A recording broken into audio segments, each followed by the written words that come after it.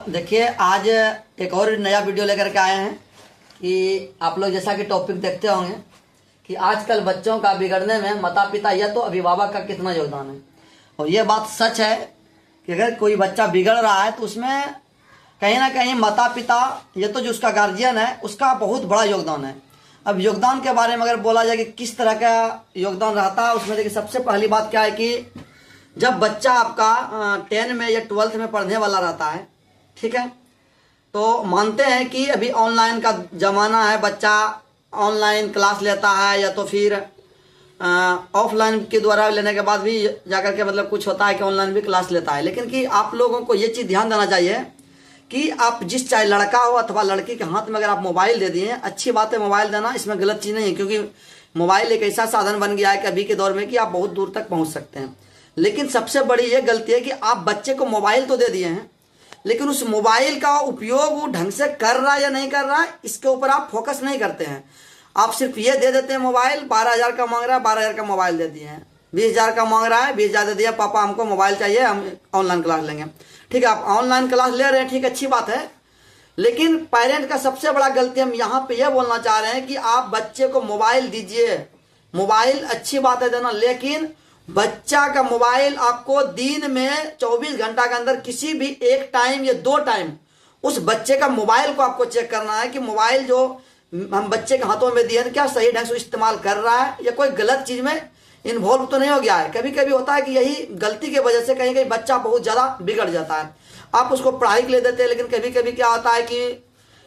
लड़का अथवा लड़की कुछ गलत चीजों में फंस जाते हैं। कभी कभी गलत चीजों का मतलब हो गया जैसे कि आजकल के दौर का जो जान रहे हैं कि नया सब युवा है नशीली पदार्थों में लीन हो जाता है, उसके साथ में वहाँ से वो गलत रास्ता अपना लेता है। बहुत सारी एक सिंपल सी बात अगर बोला जाए तो बहुत गलत का मतलब होता है कि प्यार मोहब्बत का बातें में फंस जाता है और पेरेंट्स को लगता है कि मेरा बच्चा ऑनलाइन क्लास कर रहा है, लेकिन वो ऑनलाइन क्लास के बहाने 1-1 घंटा 2-2 घंटा वो बात करते रहता है और वो बात करते करते इतना लीन हो जाता है, कल दिन वो ऐसा रास्ता बना लेता है कि पढ़ाई कहाँ जाए उससे मतलब ऐसा रास्ता बना लेता है वो कि दोनों भाग करके घर से शादी कर लेता है। तो तब जब बातें आता है, तब पेरेंट्स को जब पता चलता है तो उस टाइम कहता है कि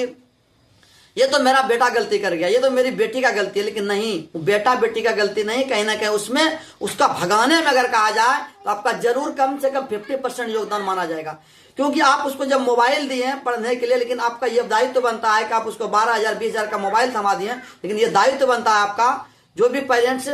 माता पिता या तो फिर आपका गार्जियन जो भी अभिभावक है, कम से कम किसी भी समय 24 घंटा में एक बार बच्चे के साथ मोबाइल उसका चेक कीजिए कि आप मेरा बच्चा गलत जगह पे इस्तेमाल तो ना। इसलिए अभी का दौर का यही है कि युवा को मोबाइल थमा देते हैं पढ़ने के बहाने, लेकिन पढ़ने के बहाने वो बच्चे क्या कहता है गलत नाजायज फायदा उठा लेता है। और बाकी गार्जियन के साथ साथ थोड़ा सा बच्चे को भी हम बोलना चाहेंगे कि आपको कोई क्लास कोचिंग हो अथवा स्कूल भेज रहे हैं पढ़ने के लिए गार्जियन पेरेंट्स, ताकि इस उम्मीद के साथ कि मेरा बच्चा अगर गरीबी है तो इस बच्चा के द्वारा हम शिक्षा के द्वारा गरीबी को हम हटा सकते हैं। तो एक बात ये बोलना हम चाहेंगे बच्चों को भी, जो भी बच्चे वीडियो देख रहे होंगे, कि कम से कम जो भरोसा आपका पिता या माता या तो आपका अभिभावक गण है, जो भरोसा जो इस उम्मीद के साथ आपको कोचिंग अथवा स्कूल पढ़ने के लिए भेज रहे हैं, उसका भरोसा बिल्कुल बना करके रखिए। क्योंकि एक उम्मीद के साथ आपका पिताजी हो सकता है कि मजदूरी करता हो, 300 रुपये महीने डेली कमा रहे हो, तो जीवन यापन करने के लिए उसके पास पैसे बड़ा मुश्किल से होता है। फिर भी आपका जिस टाइम आप कॉपी कलम ट्यूशन का फीस हो या स्कूल में फॉर्म भरा रहा है, उस टाइम आपको जहां से हो पैसा दे देता है। वो अपना कपड़ा ढंग से नहीं पहन पाता है। कभी आप अपने पेरेंट्स बच्चों को बोल रहे हैं, कभी आप अपना पेरेंट्स का नीचे पैर को देखिएगा, कभी चप्पल आपका खिंचा जाता है उसका, लेकिन जब आप एक बार मांगते हैं कॉपी चाहिए हमको पिताजी के पास, हमको कलम चाहिए, तो एक बातों मुंह दे देता है, लेकिन अपना वो कपड़ा ढंग का अच्छा नहीं ले पाता है, अपना जूता ढंग से नहीं ले पाता है। ठंड का मौसम में वो अपना जैकेट ढंग का नहीं पहनता है, पुराना फटा पहन लेता है, लेकिन आपको बेहतर देता है ताकि मेरा बच्चा 10 जगह 10 बच्चों के साथ जाता है, उसको इस चीज का शर्मिंदगी महसूस ना हो कि मेरा पिताजी गरीबी में जी रहा है।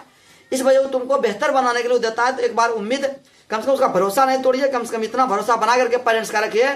कि अगर आपको भरोसा करके कि गरीबी दूर होने का वो एक रास्ता अपनाया है कि शिक्षा से गरीबी आपका दूर हो सकता है, लेकिन आप शिक्षा ग्रहण करने के लिए आपको भेजा जा रहा है, लेकिन आप ग्रहण ना करके कहीं आप मौका का नाजायज फायदा उठा रहे हैं, तो कहीं ना कहीं ये बहुत बड़ी समस्या है आजकल का युवा वर्ग के लिए। क्योंकि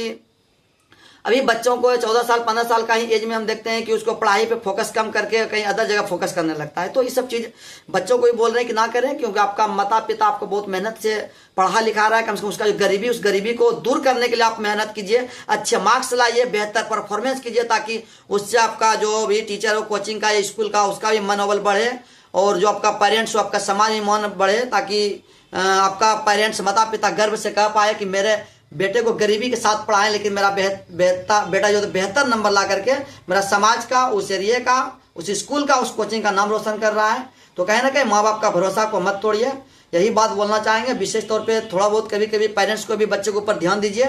और बच्चों को भी बोल रहे हैं कि आप तो थोड़ा सा, आप 14 साल 15 साल का एज में हो गए हैं, कहीं ना कहीं आप इस चीज़ को अच्छा बुरा क्या है ज्ञान होना चाहिए आपको। आप पढ़ रहे हैं अच्छे स्कूल में, अच्छे संस्थान में, कम से कम ये चीज़ का नॉलेज आपको होना चाहिए कि कौन सा चीज़ हमको अच्छा करना है, कौन सा चीज़ बुरा है, क्योंकि आपका एज 15 साल 16 साल हो गया है। तो यही बात को बस यहाँ पे हम स्टॉप करते हैं। नेक्स्ट वीडियो कोई अच्छा टॉपिक लेकर के हम फिर आएंगे।